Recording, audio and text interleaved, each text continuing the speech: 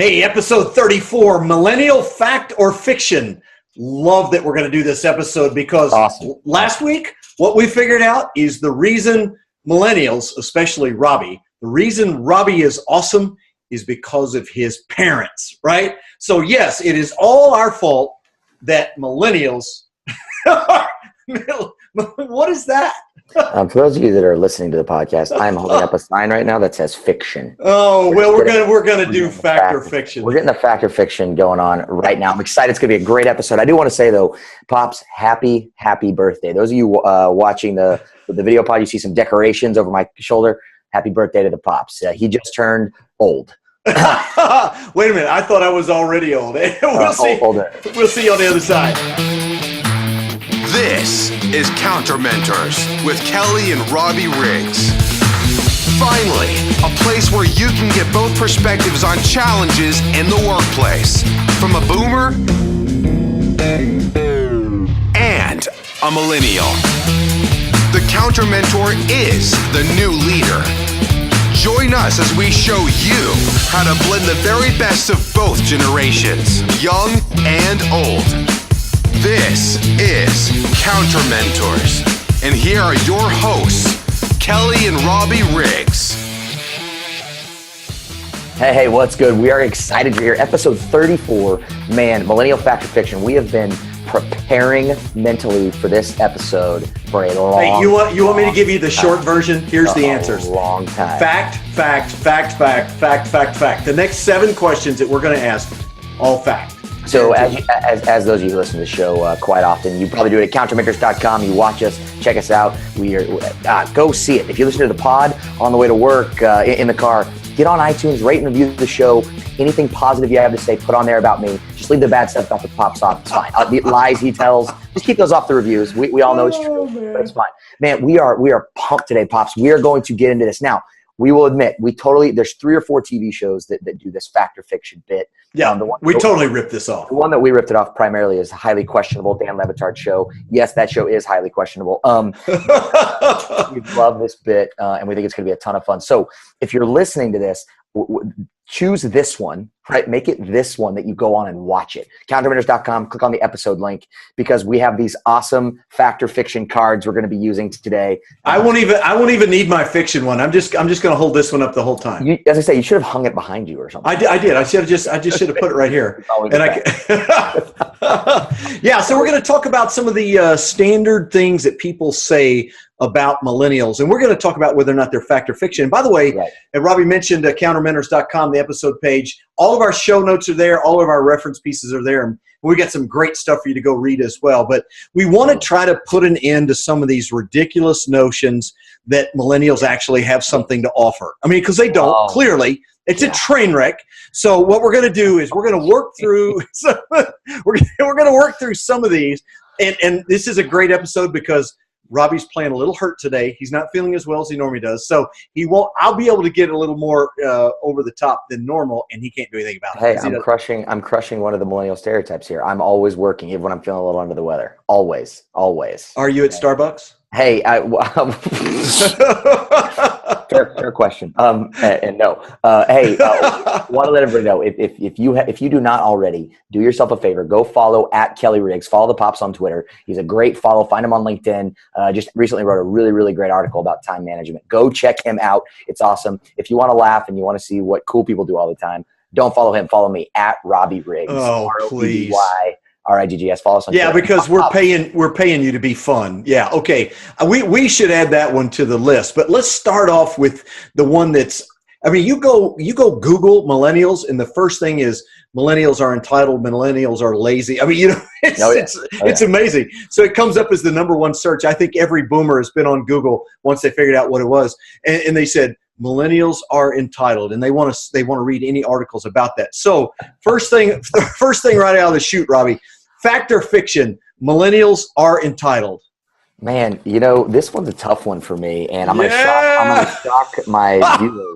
I'm going to shock our listeners, and I'm actually going to call this one a fact. We talked a lot about this last week, Pops. I mean, we know that one of the key drivers of the way millennials act and behave are the way they were raised. And a key portion of this is we've always been at the center of attention Always. So when I say entitled here, I don't mean that, I think I should show up and make $150,000 and be the boss. I think that's stupid, right? I don't think that's true. That's way too low, actually. But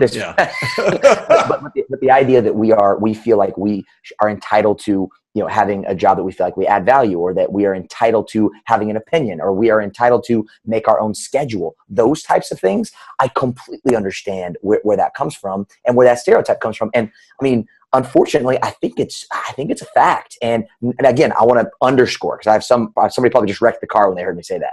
I am not saying that I believe the stereotype is that we come in and on flip-flops on Fridays and leave on Monday. I am. I'm definitely not saying true. That. It's absolutely fact. Let me put it's fact. Absolutely guaranteed.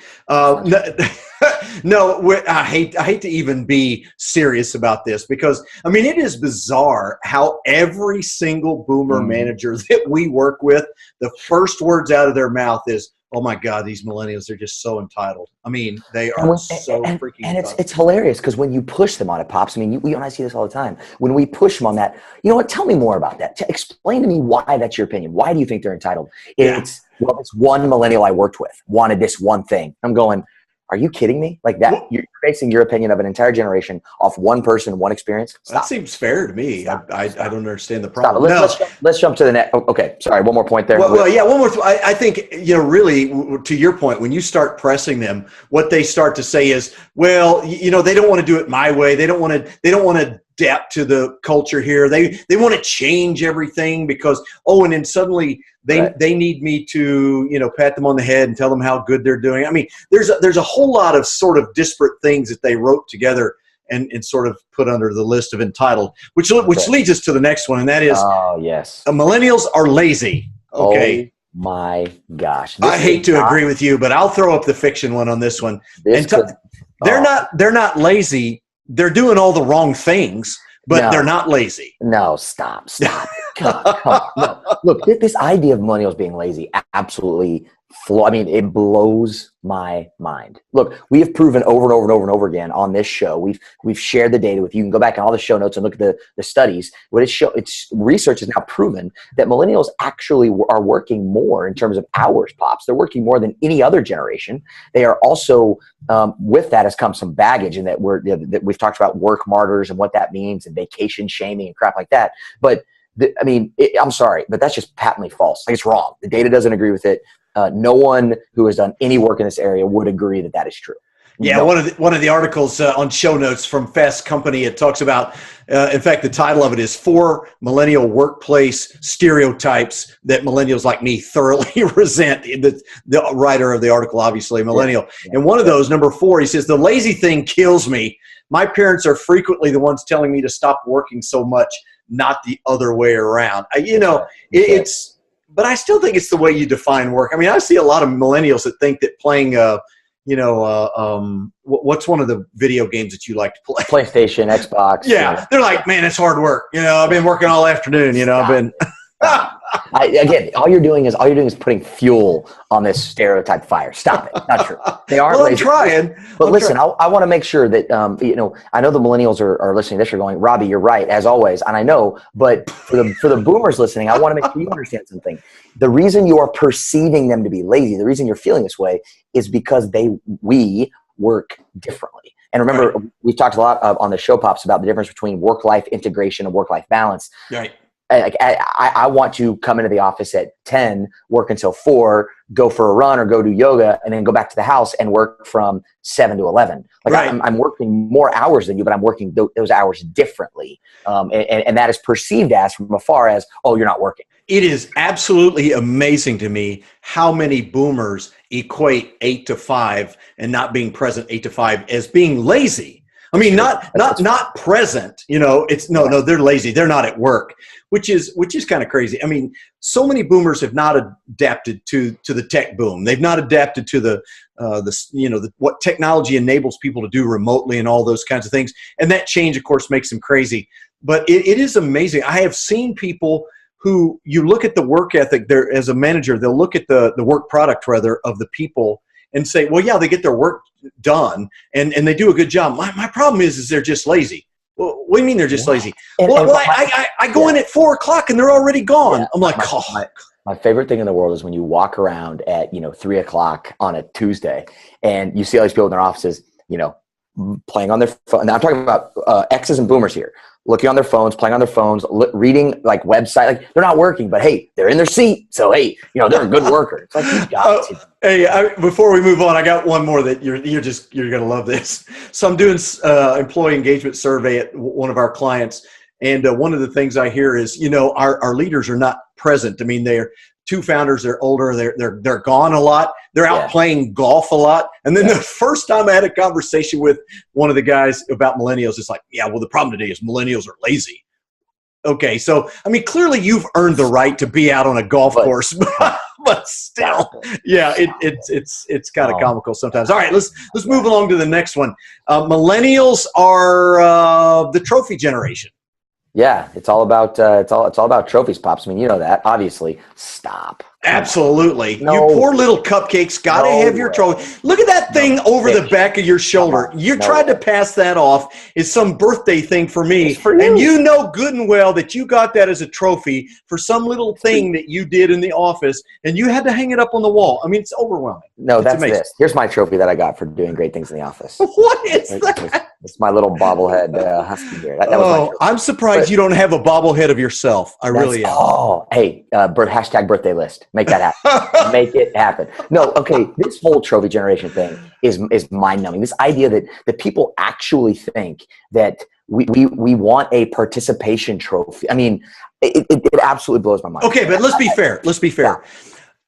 Your generation did grow up with a lot of that, and because of that, your generation does have some challenges in terms of not being recognized, right? Dude, 100%, I completely agree. But these people that we talk to really do believe that they need to like give participation trophies. Like it's so stupid. Like, does a millennial want to be encouraged and recognized for the work they do? Yeah, of course they do, because their whole lives they've always done that. Do they struggle taking criticism? Yes, because their whole life everything they did was special and they got a star. Okay, thanks, boomers. But that doesn't mean that we actually want participation. You still have yours hanging on your wall in our house. I mean, come on. Dude, you still have a trophy wall.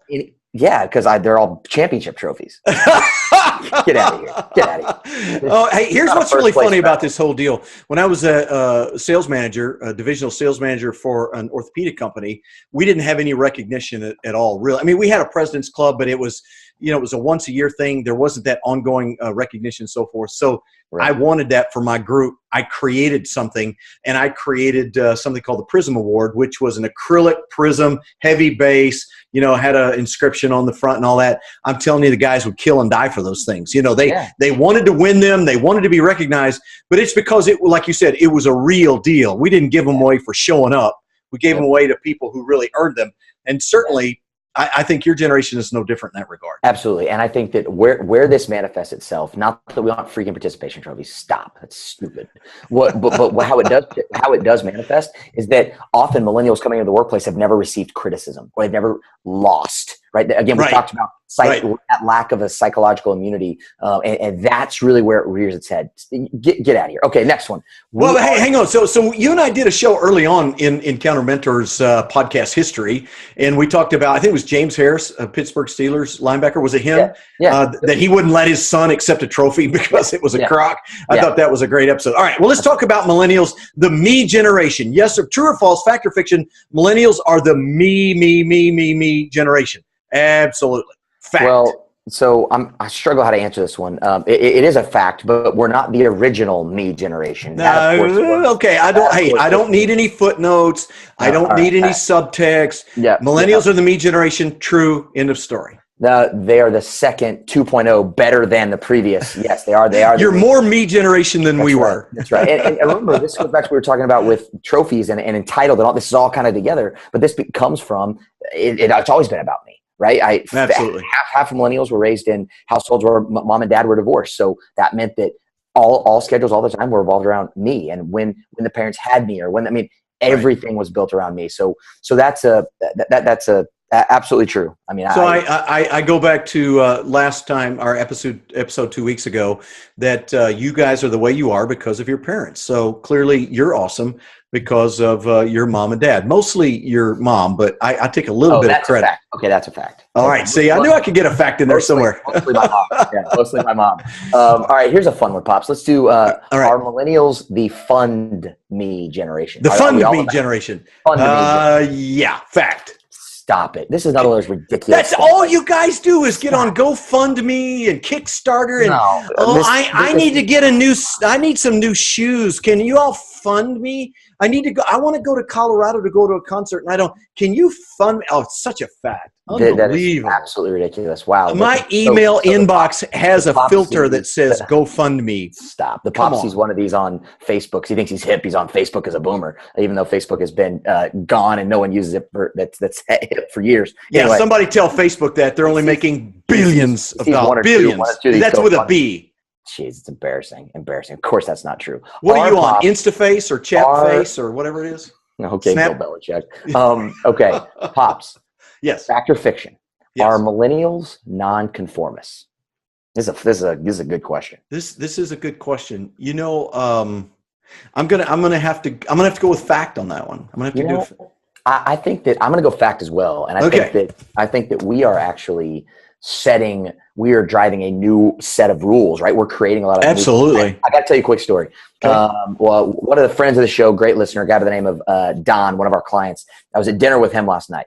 And so we sit down, we're at dinner, and because we're going to have a drink before dinner starts, right? Right. A drink before dinner. So we go to the bar's mobbed. So we went to this is a really cool restaurant in Dallas, and we said, we'll just go ahead and sit down if a table is available so we can enjoy our drink. So we sit down, order a round of drinks, and we're sitting there. And we've probably been there 10 minutes, just talking, catching up.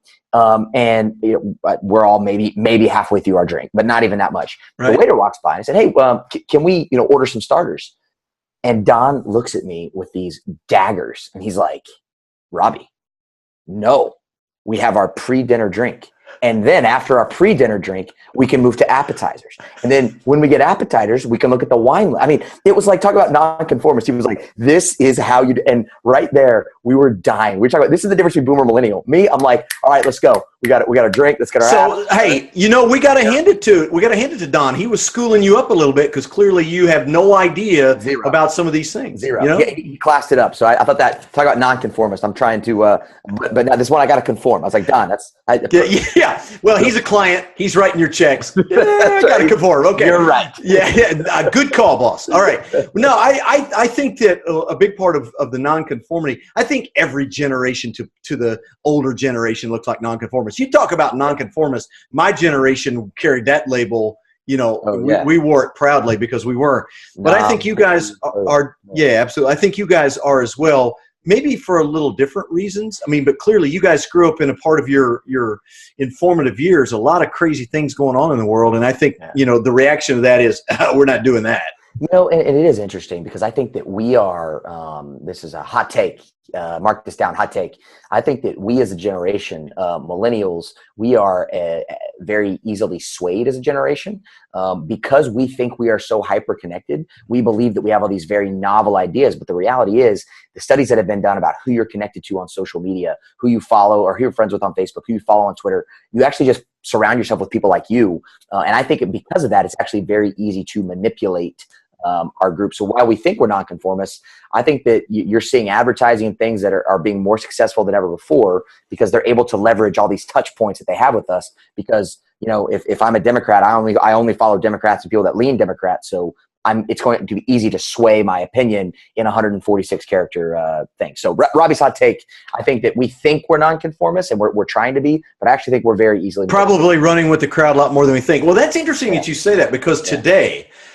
In fact, the book was released yesterday, I understand, but I heard a portion of an interesting interview today with a guy who was formerly the CEO of NPR, and he wrote a book around this whole topic. He said, I'm completely Democratic family. I live in a Democratic part of the state, a Democratic state, and I wanted to get out there and find out what's going on because I'm completely surrounded by Democrats. And what I found out is that actually a lot of people that I label and put into boxes, they're really not as different from me as I think they are. And a lot of what I believe about them is really not true when you just sit down and have a conversation with them. So exactly right. I think there's an awful lot of that's true. There's a lot more that kind of binds people together. Yeah, and my hot take is I think my key point here is I think it's exacerbated by social media, because we think we have this perception that we're so connected, we're the most connected ever, blah, blah, blah. The reality is not so fast, my friend. Yeah, not so fast. Well, it's interesting when we talked about fact or fiction, because think about generalizations, Robbie, and why they are generalizations. I mean, clearly there's enough of these that happen that they create some sort of trend line or, some sort of thought process about people. Or there's a significant event that impacts you in such a way. I mean, we talk about this all the time with stereotypes and generalizations associated to Muslims, right? I mean, well, because, there's whatever, 1 billion Muslims on the planet, and because a very, very small percent of them that are extreme have done things, there's this fear of Muslims. Well, okay, but there's like 1 billion of them, and there was 4 people that were involved in the World Trade or whatever. You understand? Yeah, what I'm saying? Right. So I think that it's either things because it's probably generally true, or there was some macro thing that happened that emotionally grabbed you, and so you're like, that's got to be true. Yeah. But I think in terms of millennials, there's a preponderance of evidence that people see. They don't always interpret that evidence, right, and they don't, and they tend to apply it to everybody. Because I mean, what we know from the research data now is that there's an older generation of millennials and there's a younger generation of millennials, split around 29 or 30, and the older millennials actually think a little differently than the younger millennials, and they're it gets crazy because some of the stereotypes in certain cases 100% true. Well, let's go right to it. Here's the next one that I think is 100% true. I'm gonna pre it. It's a fact. We want flexibility, right? Millennials as a generation, we want flexibility. I think want is the wrong word. I think demand is the word we're looking for. You guys do absolutely demand flexibility. Right. But I mean, let's put this in context. We want what we want, and we want differently than what you provide us. And then Boomer looks at that and goes, "Oh my gosh, you selfish, entitled people." Right. And so you get a real difference in how that looks and feels. Yeah. But if we go back to when I was young, I mean, we were trying to push the envelope too, So, Pops, and this is a key point, a key takeaway from the show is these generalizations, they get out of hand in a hurry for exactly what you just said. What appears to be entitled or lazy or is actually just simply, well, this is how I learned, or this is how I was raised. This is what my values are. They're different than yours. Well, that doesn't mean that I'm entitled or lazy, or no, it just means that I want something different than what you do. And I mean, that's true. I do want something different than you. That doesn't make me wrong or bad. It's just different. So and it's really interesting too, because I mean, it really comes down to the differences in perspectives about these things. While you could actually say in a lot of ways, yeah, this is absolutely true. It's the interpretation of that really makes a big difference overall. Hey, a lot of good things on countermentors.com. You want to go look at some of our show notes. Here's one of them. This is from the BBC. Why the millennial stereotype is wrong. He says, type millennials are into a Google search bar, and you'll find that lazy comes up as one of the top 3 autocompletes. It's really interesting. But some of these that they talk about in here are really interesting. There's one I was trying to find. 2017 survey, 8,000 millennials were interviewed worldwide and showed that millennials in developed countries are less willing now to leave their jobs within 2 years, more eager to stay for 5 or more years. So, Robbie, this is a really interesting one. Fact or fiction, millennials job hop more than boomers. I'm I'm going to go fact on that one. Okay. I'd have to see the data. You're probably right. It's probably a fact. But Pops, we've talked about this all the time. This isn't because boomers or millennials are not loyal or they have problems. It's they grew up and have access. Well, here's the other thing. Let me put a big fiction on this one coming up. Boomers job hop more than Gen X. Absolutely not true. Okay. Nope. Absolutely not true. And research data is really clear. Yeah, and our boomers job hopping more than ever at a rate never before seen for that generation. Yes, they are. According to the BBC and according to that research, it's actually slowed down considerably. I think it probably for millennials, not for boomers. Though. For boomers, I mean for millennials. Boomers has ramped up. Yeah, I think so. Yeah. And here's the deal. Listen, here's my hot take, Robbie. Here's what boomers miss in spades. When you're just promoting people and giving them very small raises, talent is in such great demand. People who are really good at what they do, here's what they know. If they change jobs, they don't get a 4% COLA raise. They get a 15% raise and a bump in title and more perks and all that. So a lot of the reasons they're job hopping when they do is because they know there's greater opportunities out there. Now, who in their right mind, I mean, why would you blame them for that? Well, so let me ask you this, Pops. Do you think that if a leader engaged them and was developing them and they were learning, they would stay despite the opportunity to get a higher raise? Well, you and I both know the answer to that question. I mean, the reality is that people— it's not about the money. They quit their managers. Now, when they don't like their manager and they don't like their hours and there is no flexibility and they don't get any feedback and they don't— I mean, you better freaking pay them. That's all I can tell you. But even at that rate, they're probably already looking down the road looking for something else. True. Is it time for me to read this ad? We have a sponsor for today's show. It's the new book, the forthcoming book, Counter Mentor Leadership. Counter Mentor Leadership. And folks, it is coming out. I can't even tell you how excited we are. It is shameless plug. It is so close. We're on our final read through. Great team at Nicholas Brealey. The book is coming out. Here it is. Pops, big news. You can pre-order the book on Amazon. Yes, you can. And we're really excited about that. Hey, find out more about it. Go to countermentors.com. Right there on the homepage, you'll learn more about me and how I have to do all the work when I'm working with Robbie and how he really trains on all my success. But if you'll go there and you'll see our video. I couldn't even. I tried to play that one up. That was just that doesn't work. Hey, listen, Robbie did write most of the book. I managed the process. There you go. Finally, finally he admitted it. All right. Well, he got most of the material from me, so I don't feel bad about it. Anyway. But hey, listen, I'm really excited. Pre-order of the book on Amazon, and shortly we will have the Amazon buy buttons up and links as well. But hey, so excited. Go look. Just Google Counter Mentor Leadership Amazon. You'll find it. I'm really excited about it because a lot of things that you and I talk about here on the show are going to be there. So and don't worry, for those listeners that love the show and love how just you take pleasure in how bad I berate and make fun of the Pops. I do it in the book. I mean, it's in the book. Our personality's in the book. I promise you, it is not another boring leadership book. It is a book you will enjoy and you will laugh through and you will learn a lot from. Go pre-order that book. I tried to read that quick ad. That's just this section brought to you by. That's right. Interlude there. Hey, by the way, one more I want to get to, and that is Fact or Fiction. This wasn't in our show notes. I'm going to do this extemporaneously. All right, between you and I. Fact or Fiction. Millennials need feedback more than their boomer counterparts. So in other words, I'm a boomer manager. I've got boomers working for me. I've got millennials working for me. Fact or fiction, the millennials need feedback more than their boomer counterparts. How do you go with that one? Oh, that's a great question. There's so much in that. The boomer has worked longer. They have a different point of view. They have more experience.